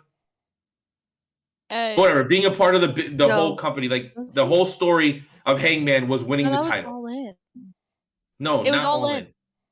But whatever. From the beginning, Hangman's been a huge priority. Hangman was facing Joey Janela at All In. What the hell are you talking about? Oh no, he was the Joker. Yeah. That was all out. The whole thing is, if Moxley is like the face of the company, Hangman's like, if you watch the company every week, you know how important he is. So this promo really kind of brought that emotion out of this feud with him and Moxley. So Jackie, I want to know, what part did you start crying? That's what's most important to me. Any time that you bring family into anything, that's gonna bring out the real emotions. I always say, like, when you tie in real life into pro wrestling, that's where the real emotions come out. So when he's talking about looking into his son's green eyes on the screen of his phone, and they were asking him, it's like, cute kid, like, what's his name? And he said, for an entire hour I couldn't tell you. And he's like, and that was me in my own personal hell. That's where I kind of lost it. But no, Hangman has this beautiful ability to just really captivate the moment and just kind of bring you into whatever he's feeling in that moment, you're feeling, and he's taking you on that ride with him. And I really don't think that many people, I won't say anybody else, but not many people are able to do it at the level that he's capable of doing it. And we've been on this ride with him since day one. And I'm just very excited for his comeback. It's looking like we're fixing to get into this feud with him and Moxley. We're not done. And you have two of these guys that can really bring out that raw emotion in the fans. And this feud is going to be fantastic. And having it pick up where it left off with this added, I mean, nobody wants to see anybody ever get hurt. And that was obviously a real injury. But it did add an extra element now to the story that they're trying to tell here. So I think it's going to be really intense, and I'm looking forward to it. But yeah, that promo, man, as soon as he mentioned his kid, you know that like you said, to you and I, the waterworks, we're always very sensitive, and we're gonna cry.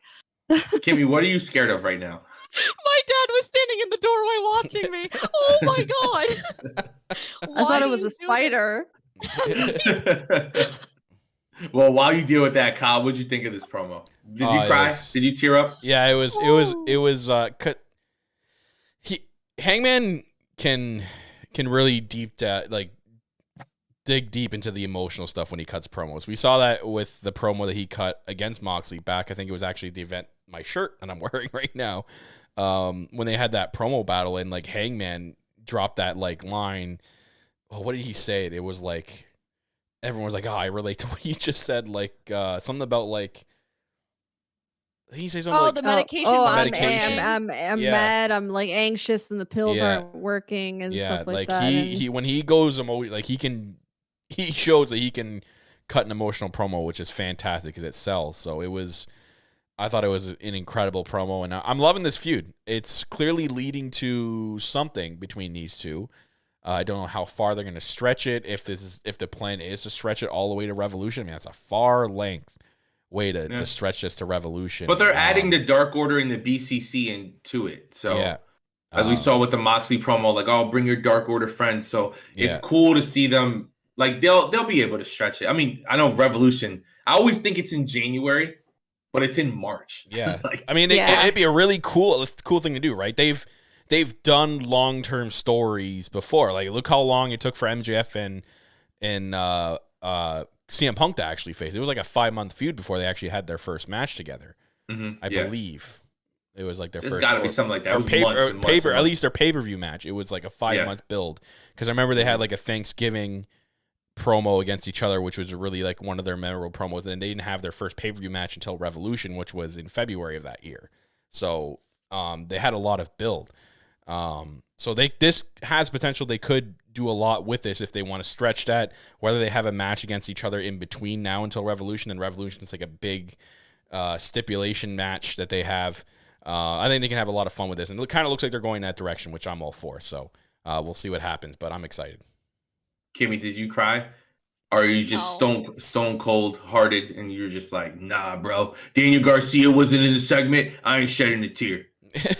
I don't cry. I think that's like the misconception. I don't cry when it comes to wrestling. Like, okay, yeah, it was a good promo. Don't get me wrong. I think Hangman Adam Page is one of the best promo You heartless talkers. maniac. Well, us at Elite POV would like to wish Kimmy her best in her future endeavors. Okay. Yeah. Let her talk. I got fired 3 weeks in, guys. Hell yeah. No, I think Hangman is one of the best promo guys that AEW has, and I think this promo definitely showed that. I'm not going to cry over it. Like, it's okay, people. It's just professional wrestling. But I'm excited to see where this goes. I think they are going to stretch it out to Revolution. I think, we're going to see. Thank you. We're going to see, the Dark Order, the BCC, all that. But I think it's going to lead to a really big match of Revolution, which I'm really excited for. Now, a match that had everybody talking, and Jackie mentioned it earlier. Whenever you get the in-action thing, it's a jobber. We get a backstage segment with JES. Even Jericho called him a jobber. And then we get Chris Jericho versus Action Andretti, which I think Kimmy was saying had a match against QT Marshall on Dark. Yeah, which Jericho was watching. The crowd went crazy for him. And Jericho was watching and thought, this kid is going to be a future star. I want to work with him. Which, for all the shit that we give Jericho that I give Jericho, especially for being on TV every week and fucking being in these feuds that last way too long, right? And kind of forcing his members of his teams to not get pushed. They're on TV every week, so good, but they don't really go anywhere, right? Even Sammy didn't win until he got away from the inner circle in that short time frame. But then Jericho is very concerned with the state of AEW. He wants AEW to be the biggest company in the world. He's not just sitting back getting his money. I know he turned down being an EVP like the rest of the group that did, but he pretty much acts like one, right? He takes all his responsibilities. And to see someone like Action Andretti, who this was my first time watching him because I didn't see him on Dark, just take over, right? Just the crowd was absolutely in love with him, and he wins. He beat Chris Jericho on national television in his first ever televised match for AEW, and it was an absolutely incredible match. Kimmy, you knew about this guy before tonight, so what did you think of this whole segment? So basically what had happened with the QT match, it was one of the Dark tapings, and he got a standing ovation against QT, and they signed him on the spot. So he's been signed for about a month and a half. Mm-hmm. And they debuted him in such a big way. This was really exciting. He's a star. I mean, they gave him the 1, 2, 3 kid treatment. I know that match happened before I was born, but yes, I'm an educated fan and I know what goes on. But you don't just like wrestling because you like the men without shirts? Wrestling Twitter got another one wrong. Oh my God. Unbelievable. But yeah, I thought this was really good. It was really different, and they gave this match a lot of time, which was really cool. So yeah, I'm excited to see what he can do next. Also, guys, I think Chelsea Green just debuted on WWE TV, and I'm really excited. Oh, did she really? So yeah, I called it earlier. So there you go. Well, it was someone with a hood. All right, and Chelsea Green has an OnlyFans, so let's see what the fuck happens with that now, or whatever. But so, Jackie, what did you think of this match? It was very, very well done. I loved Jericho playing it up as he's like, whatever, I need a tune-up match anyhow, so I'm just gonna go out there, and he, completely undersold the whole thing. And I barely, when I was taking my notes, I don't even think I got Action Andretti's name down in the beginning because I was like, I'll get it later. It's gonna be a squash match anyway. And lo and behold, it was the complete opposite of that. They did a good job of making it feel like it was going in that direction in the beginning, and then the shift in momentum was just very well played. He looked great. The crowd was super into it, even though they had some funny chants going on out there, like "Let's go Jobber" and stuff like that. Hold up. Can I take a pause? Let's everyone in the chat say hi to our friend Sammy Guevara, who's back in the YouTube chat again. So hi, Sammy Guevara. He's like y'all talking about me. Yeah. We're getting to it, Sammy. I need to tell you a true story. We'll get there. We'll get there. No, wait. Phil did not want to talk about your segment, but don't worry. Why you throwing Phil under the bus? The fuck? I didn't want to talk about the JAS segment. We're gonna hype up Sammy versus Moxley. Don't try to throw me under the bus for something I didn't even say. All right, he was barely a part of that segment. Lying. No, We're get not the there. fuck out of here. We're not there yet. Clap, Yeah. clap, clap, clap. We're not there yet. We're talking about the time match next, so it's great that they're in here. But go ahead. Finish what you were saying, Jackie. All right. So anyway, yes. No, they the crowd, like I said, had some funny chants going on. But regardless, they were super into it. And I love that the match ended on a move that you wouldn't have even thought it was going to end on. Like, it was just like you blinked and boom, Jericho was being covered and that was it. So it was like, if you couldn't give somebody a better debut and a better rub over a guy like Jericho, who is so respected in this business, like that, he was a made man in that moment, and the crowd went absolutely freaking nuts for it. So, I mean, congratulations to him. It was a hell of a way to make a debut and a hell of a way to make himself memorable. So, you know, it was a really cool moment. What do you think, Kyle? Yeah, that was cool to see. I mean, it's different, right? We're used to, you know, quote unquote jobbers coming in and losing to big stars, names like Chris Jericho. It was just awesome. It was like a combination of like the 1, 2, 3 kid moment, you know, the John Cena's first night on TV, but he didn't beat Kurt Angle, but like his first night on TV vibes. I also felt like, I don't know if anyone remember when Shelton Benjamin beat Triple H, who was the world champion at the time, back in like the Ruthless Aggression era, and he went like consecutive weeks. I stopped watching, and I remember that. Yeah. Anyways, I was out by then. At that point, like Shelton Benjamin wasn't really a big star, so for him to beat the world heavyweight champion Triple H at the time was a huge deal, and that was he beat him twice. Yeah, it was twice. Thank you, sent it in the Twitch chat. Yeah, that was, you know, I kind of got those vibes. It was really cool. But yeah, like you said, Jericho was watching his match, I guess, on Dark. It's being reported. Was really impressed. Wanted to put this guy over and do this spot, which is really cool to see as well. But yeah, it was, you know, it was just one of those moments where it's really cool to see, and I hope they kind of do something like the Shelton Benjamin thing. You know what I mean? Like, I hope like next week, like Jericho was like, because we saw him pissed off beyond all hell backstage. Yeah, losing his mind backstage, taking a chair to like a pylon, which was fucking hilarious. But like, I want to see him come out next week and like tell him to get to the ring and say that was a fluke, and then have another wrestling match and he beats him again. You know what I mean? Like something like that. I think that's where they need to continue. You kind of just, you don't just kind of stop and then let him go to Dark and win some matches. You kind of, I think you kind of need to build on that, especially if you're giving him that big of a rub in his first Dynamite match. He beats Jericho.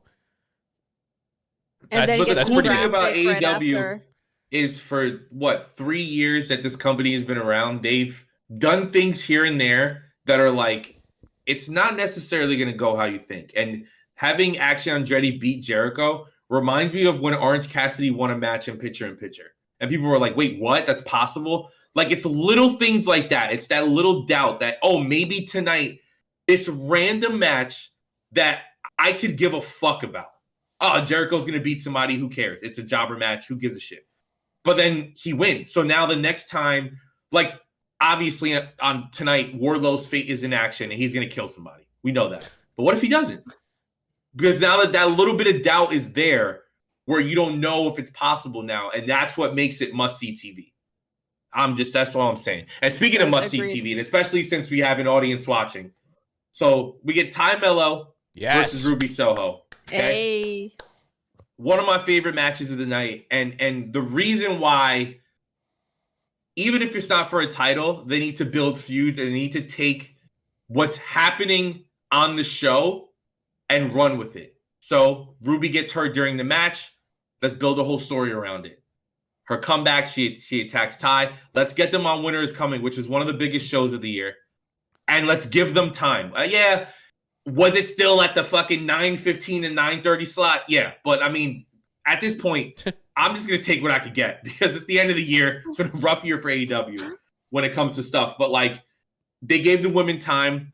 They let the women show out. And it was a hard-hitting match. Ty didn't win, but it's only building the story. Ruby gets to win, which, of course, she should because it's her comeback match. And then we see Anna and Ty attack her afterwards, which is really cool and a lot of fun. But the match was excellent. And it shows that it's not just the women we talk about every week. The Jades, the Brits, the Sarayas, the Tonys, the Athenas, the Jamie Haters of the world. But there's other women in this company who have been stars elsewhere, like a Ruby, and can perform when put in that situation. But someone like Ty, who has hit every home run that you've given her a chance to hit since being here. And that's honest truth. Right. Every match she's in is a freaking unreal match. I don't think the crowd is invested. Her moves look as great as they could possibly look. And for somebody who isn't as experienced as a Ruby, she was right there with her. She kept up with her and performed excellent. And the crowd cared, right? We see a lot of times the crowd doesn't give a shit. I've been at plenty of AEW shows. We were at the pay-per-view. It was Jade versus Nyla. More than half the crowd got up. Yeah, that was rough. Because the crowd didn't care. And that's not a knock on Jade and Nyla. I love both those women. And the crowd should have cared. Sorry. And I was pissed that people left. Sammy popped me in the chat. It's a knock on the crowd. But it's like Ty and Ruby had people invested. And Ty always gets people invested. So we need a push. And I want to see her. I made a list on Twitter the other day of things that I want to see happen in 2023. And one of them, I think it's time to make Ty the TBS champion, especially if Jade's going to eventually lose this belt and get moved up to the main event when it comes to the women. Let Ty hold that TBS belt. Yeah. What's Sammy saying? He put Ruby so new nose sucks. Ty's the best. But I mean, you're right there. Like, I think it's time we do need to see more Ty Mello matches. Like, clearly she's proven enough pay-per-view and regular matches and dark matches, whatever it is, wherever she's wrestling, she's proven not only that she can prove herself in the ring. Like, it's almost like it's the little things too. What she's known for on Twitter, you see a lot of people pointing out and they love it about her, is her facial expressions too. It's like the little things, like her facial expressions get retweeted by like the AEW on TV Twitter account, and I saw them put the picture of her facial expression next to the surprise Pikachu was it today, which is absolutely fantastic. Hilarious. But she sells the match because she's not only a great pro wrestler, she's good in that aspect of the match where she can sell stuff like that and have the perfect facial expressions, knows where the camera is.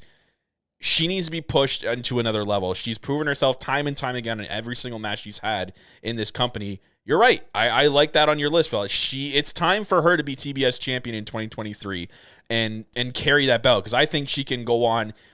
Even if she breaks away from the JS eventually with that belt, she can do a lot. Even if she's doing like open challenge matches, I think those would be must-see matches.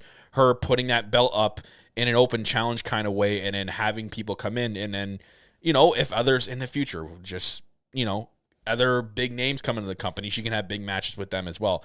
But we want to see that old Ty back. I know. She might be having fun with the JS stuff. That's fine. It's cool. It's great television. But I know me and Phil, being big Ty Mello fans, we love the Ty from when there was that what pay-per-view was that? The babyface Ty, the one at Full Gear against Full Gear last year, the one at Revolution against Jade. Like we want to see her go back to being the babyface thing. She's excellent as a heel. She's doing a great job. But she needs to be on TV more often. And if you're going to give her a belt, the TBS title, I know AEW doesn't like to say this. And we call it the Tay BS title. The Ty BS title. Ty BS title. Sorry, Ty BS title. And I know they like to say that like the TNT and the TV, they're not mid-card titles. They're mid-card titles. They're the workhorse titles. So Jade is a massive star. She did a great job making that title very important. She needs to move on. Give the belt to a workhorse. Ty is wrestling on Elevation. She wrestles on Dark. She wrestles on Rampage. She wrestles on Dynamite. Like, she gets there's never a crowd that's quiet during her match, whether they're cheering or booing her. She's doing her job, which means she's a workhorse in the company. So you give her the belt. The same way you gave the TNT title to Sammy, who, not just saying it because he's here, Sammy, who has wrestled more matches than him. And the shit that he does to his body is insane. He still wrestles every week. He's a workhorse. Ty is a workhorse. Put the workhorse belt on her. That's all I'm saying. Give me what I want. Tony Khan. Buddy versus Kenny. TBS champion Ty. Kenny versus Mercedes. He's got a whole list of demands. She can sit back with Skipper. Okay, Phil, we got you. Give me what I want. All right. Kimmy, what did you think of this match? I thought it was good. Yet again, your expectations. Yeah, here comes the cringe. Here we go. Here we go. All right, Scrooge McDuck. What do we got now? Here we go. It wasn't better than my friend Britt Baker's match. Okay, Kimmy, we get it. Never mind. We get it. You're friends with Britt Baker. We get it. Yeah. I was just like Jackie over here. We get it. You're friends with FTR. We understand. Jesus, what girl 278? Jesus Christ. Never mind. Never mind. Kimmy, I understand that we cut the JAS segment out of our show tonight, but you don't have to take it out of me, okay? No, never mind. Jackie, you can go right ahead. You can tell us what you thought about this match. Go right ahead, Jackie. Yeah, go ahead, Jackie. Kimmy, go ahead. Kimmy, finish. Go ahead. Tell me what you thought. Give me your expertise. I thought it was good. There you go. Was it better than 1-2-3 Kid versus Razor Ramon? No. What? Jesus. Excuse me. I don't. Okay, ready? Oh, I like that we have some non-title teams okay. for the look. That's what I'm saying. You know what? There you go. I'm done. Kyle, Sorry. Jesus Christ. I'm done. Go, Kimmy. Jackie. Finish your thought. It's No, a non-title feud. All right, No. good. Whatever. We're moving on. Jackie, what you think? Nope. Goodbye. Oh my Lord. I'm fired anyway. Nah, I rehired you like Mandy in the spring. You heard it. Go, Jackie. What'd you think? So, I'm actually gonna agree with what Kimmy started to say, because Thank you. non-title feuds are important here, and I hope that this is a feud that continues. I mean, there were some indications at the end of the match with Anna Jay coming out and jumping Ruby post-match. So, could there be an indication of a potential tag team match going forward in this feud, where Ruby gets herself a partner? Can we see some of that? What I would like to see theoretically is Ty and Ruby getting into some kind of hardcore related match, because as we saw, last year at New Year's Smash with Ty and Anna versus Bunny and Penelope. Oh, great match. that match was insane, and we know that those ladies can take it to the limit and can get just as intense and as hardcore as the guys can. So if they can make a blood feud out of it, I'd be all for that. But I think we talked about this previously. I would like to see a long-term feud come out of this, because I think that that's what has been lacking in the women's division, is that long-term storytelling. So I'm just happy to see Ty back out there, because like we always say, we've been pining for Ty to get back out there in some major feuds, to get her back out there on matches on Dynamite and showcase her in that forum. So I'm all here for it. The match was great. Kimmy, any last words? No. So the main event of the night is MJF versus Ricky Starks for the big Burberry belt. And they both men got to cut excellent promos leading up to this match. Really showing that even with losing people like CM Punk, their younger talent is so good and so ready for this moment that even with having a random match that they only took a couple weeks to build, like an MJF Ricky Starks, that throughout the show, if you weren't excited about it leading up to the main event, throughout the show, you got more excited as it went on because of the great promos that they cut. And then the match, of course, delivered. Yes, MJF wins, which we knew he was going to win, but Ricky Starks showed out. I think that one of the craziest things about MJF is we know his promos are great, but you don't get to see him wrestle that much. By design, you forget how good he is in the ring. And it's just unreal to see that the match quality matches his promo quality. And then it's unreal to see Ricky Starks hang with him. We know Ricky Starks is good, but in a main event atmosphere against the hottest wrestler in wrestling right now, which is MJF, Ricky Starks with it step by step. He really is the modern day Ric Flair in the ring. Like the way he presents himself, the way he acts in the ring is very, very much Ric Flair-esque. So, and he's doing, he's almost doing it better. I hate to say, I know, Ric Flair is one of the greats out there, and what he did back in the day and what he's done is amazing. But MJF doing all this at his age it's crazy, and the sky's the limit for him right now. So, I'm not gonna say too much about this match. It's a great match. Ricky Starks is a big future of this company, and you do not let him go.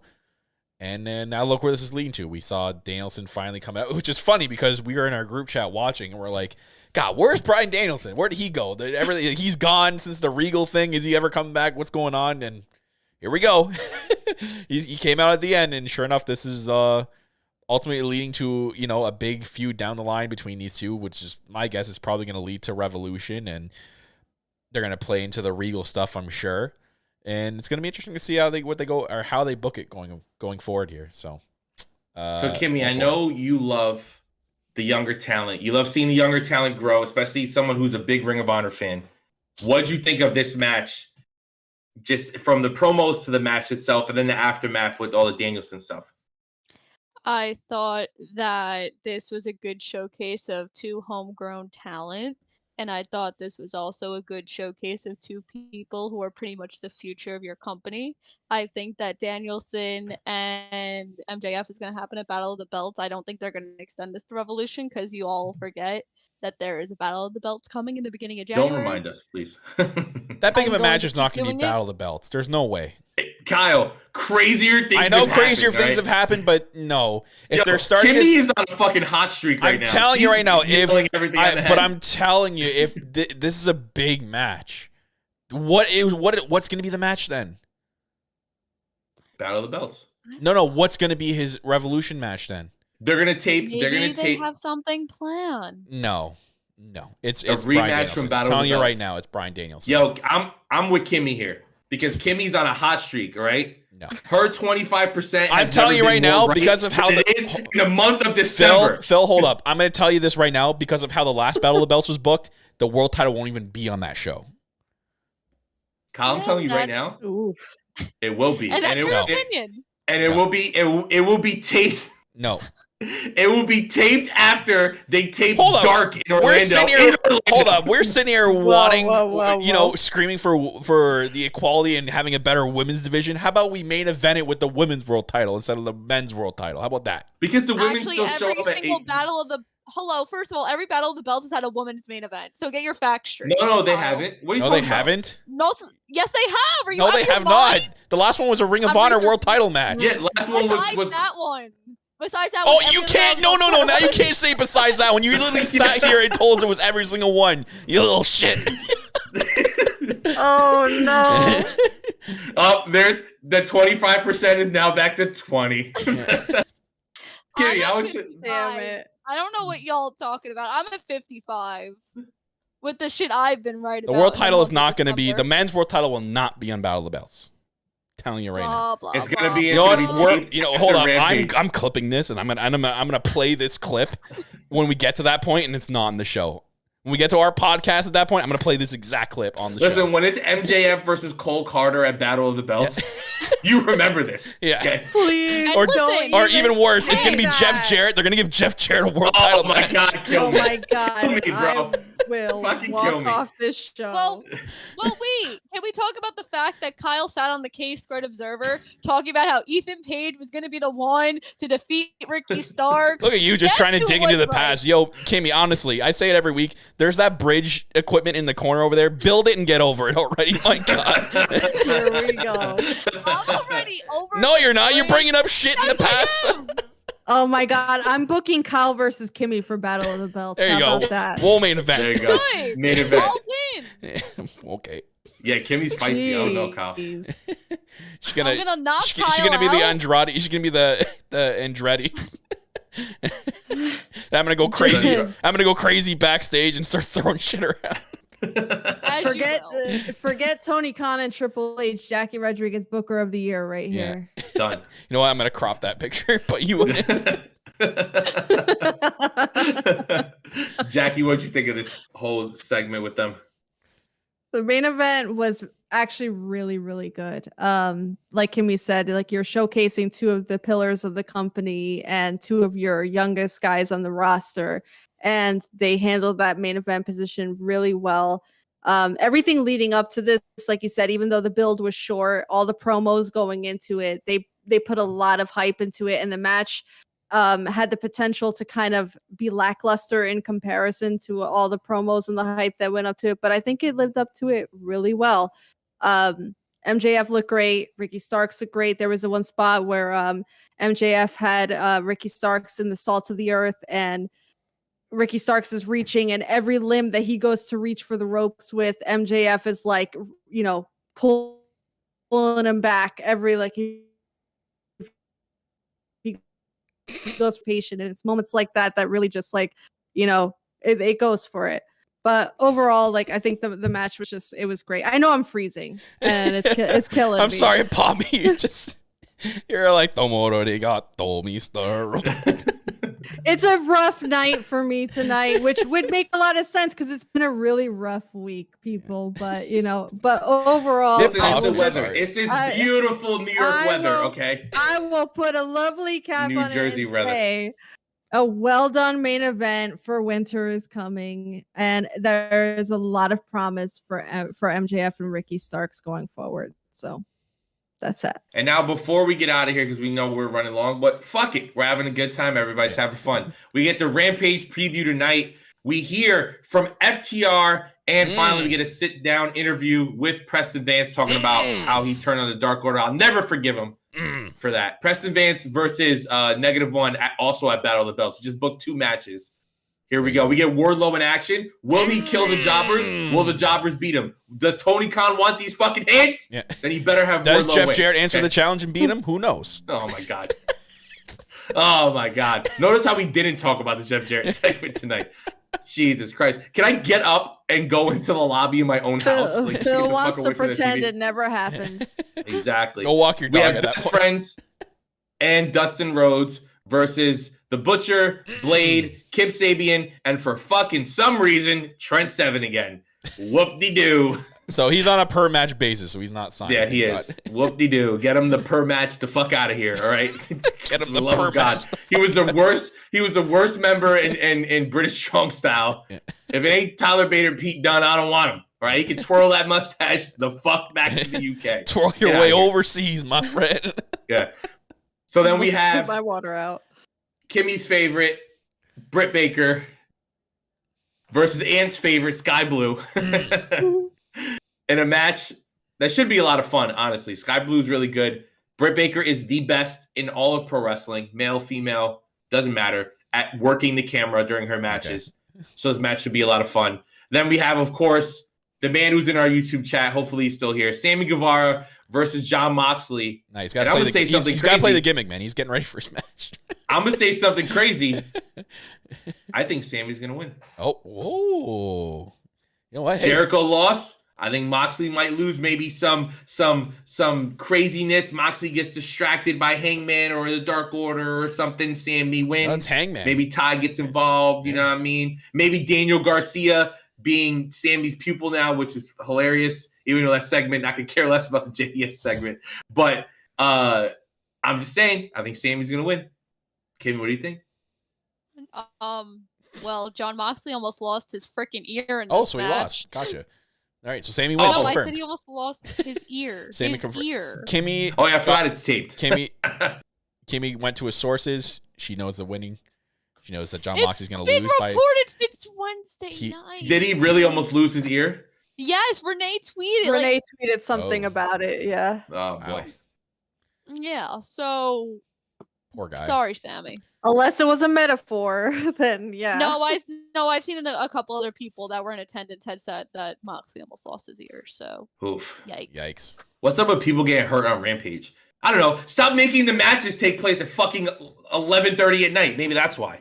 Jesus Christ. Poor guys are sitting in catering waiting for their fucking segment at like 12 noon. And then they got to wrestle at 11:30 after fucking Cole Carter gets a match. Give me a break. I feel like you like Cole Carter. The anger. I feel like you're a big Cole Carter fan. Is there something you're excited about for Rampage tonight? Well, yeah. Well, I mean, probably the 30 seconds we're going to see FTR for. No. Yeah. No. I mean, I don't know that I'm going to watch live tonight, if I'm being honest. But, well. Jackie, let's be let's be honest. Wardlow here. Jackie, me and you, let's be honest. The only thing we're excited about tonight is that Wardlow in action. Yo, what's he going to be in action doing? Hold up. I don't know. I'm going to bring this Doesn't up. matter. You know what? I'm going to bring this up. I'm going to bring it up. We're standing the show. We going crazy. Mandy Rose out here making OnlyFans. Wardlow, you want to make yourself some motherfucking money? Open up an OnlyFans. Yo, Wardlow. Pull the package out, bro. Yeah, I'm telling you right now. Let that shit hang, bro. You are going to be. You're going to be You are going to be OnlyFans #1 person that had the most subscribers. Wardlow, do you want to put Carrie into a very happy early grave? OnlyFans. She will give you her life savings. OnlyFans. Yeah, exactly. Only Wardlow. Nah, send it. I don't want to do that, bro. I just want to get power bombed. Yeah. I'll leave that. You can do that. He can open up a Patreon and he can have like a big giant tier that has like a.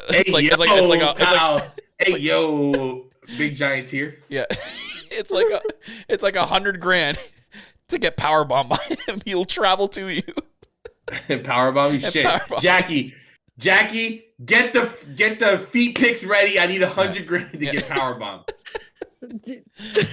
You better lower your expectations, brother, because you ain't getting no $100,000 off of that. $100,000 one weekend. Kimmy, I need you to book the best convention of your life. We need $100,000. I need to get power bombed. No, I was just saying, Shanika, I was just saying. I could get more. Manny Rose out here. Just saying that Wardlow can make some motherfucking money if he wants to. You know, he's got that freedom in AEW. Is this a real thing? Asking for science, Shanika. Listen, we are an equal opportunity thirst podcast. Okay, we want everybody to be happy. All right, we want all the women and men who love Wardlow to be able to go out there and get to see the Warhammer. You know what I mean? Get to see the Warhammer. To see his pet iguana. Hey, yo. Kyle. Oh, my God. Friday Night Kyle is on one, and I love it. I love every second of it. Well, thank you guys for listening to another episode. You didn't, do any of the sign-off stuff. Wait, follow us here. Okay, I thought you were about to... Let me get to it, Kyle. Oh, I love when you talk close to them. Thank you. Wow, he is really on. Tell me what you really think. I'm coming back to the company with 2 sex charges, but fire Mandy for showing some ass. I'll hire her back. Hey, Sean. Matt Bloom. Mandy Rose is showing ass and titties. How do you know, Matt Bloom? I paid for her to rate my dick, and she said it was small. So we need to fire her. All right, you're right. Let's get Mandy the fuck out of here. Yo, settle down. Well, thanks everybody who was listening or who listened to tonight's show. If you guys want to follow us at Elite POV on Twitter and Instagram, Elite POV Clips. I just started doing something on TikTok. Let's see how long it lasts before people fucking run me off that app. Called Filling Myself, where I'm just going to give random thoughts as they come to me. I like to talk a lot, as you can see. So full of himself. The show is almost 2 hours tonight. But also, if you guys want to support us, patreon.com/ElitePOV. We have a lot of great stuff coming to that. As we said, stay tuned for January. Soft relaunch. A lot of cool stuff happening. Shop ElitePOV.com. Get some awesome merchandise with some new coming up. Kimmy, let them know what you got going on tomorrow and let them know where they can follow you. So you can follow me on Twitter at Kimmy_Sokol, SOKOL. Tomorrow is my last convention of the year. It is Icons of Wrestling. It is at the old ECW Arena, the 2300 Arena. I am working with the now headliner, Rob Van Dam. So if you are in the Philadelphia area, make sure to come out. The show tomorrow, which is a tribute to ECW, is completely sold out. So you can order it on Fight. Hey, you can order it on Fight.tv if you want to see some old ECW stars still wrestle. But that's it. Listen, do me a favor, okay? If you guys are at this convention, I will pay you money to let Kimmy hit you over the head with a kendo stick, because that'll be better than anything that's on that fucking ECW tribute show. All right? That'll be better than anything ECW has ever taped. Yeah. Bro, I was at the ECW tribute show. No, here we go. Sandman came out, used my cousin's leg, hit Tommy Dreamer with it. Match of the year. I don't care what anybody says. Match of the year. Fuck Okada, fuck Omega. Match of the year, right? Okada versus Mercedes, not even close to Sandman hitting someone with my friend's leg. Okay. He never got it back. Yeah, he never got it back. Sandman poured his beer in it, drank out of it. Night of my life. GCW who? Jackie, let them know where they can find you. Kimmy's gonna be like hitting people with kendo sticks just to get the rage out towards you guys, like get it out of her system. Anyway, on that note, you can follow me on Twitter at LoveYouMake24, and you can follow me on Instagram at JacksTheDrawPOV. And Kyle? You can follow me on Twitter if you want. I'll lead Kyle, so you can follow me. But next week, guys, special show of Elite POV. So make sure everyone in the chat, because I'm hoping everyone here is going to be dressed that way. We have the holiday special next week happening here at Elite POV. That's right. Oh, God, I just read it. Adam put ECW tribute shows have lasted twice as long as ECW itself. You're damn right. Fuck ECW. But yes, next week is the holiday special. We'll have a special layout, special intro, all that stuff. I like to go crazy with these theme episodes. So next week is our holiday special. So come next week. Get your favorite Christmas outfit on. Ugly Christmas sweaters. Do what you got to do. But come celebrate the holidays. But before the holidays happen next week on Elite POV. So next week, come one, come all. And, you know what I mean? For Wardlow, you know what I'm saying? you know what I mean? Do what you got to do. Oh, my Lord. Thank you guys for listening to another episode of Elite POV. Thank you, Kimmy, for doing it. And remember, you don't need a hat to be a cowboy. Thank you. Fuck you. Bye. There's a voice that keeps on calling me down the road. That's where I'll always be. Every stop I make a new friend. Can't stay for long, just turn around and I'm gone again. Maybe tomorrow I'll want to settle down. Until tomorrow I'll just keep moving on. Nice work, everyone. Short broadcast. Really good. Everyone on the floor as well. Really a lot of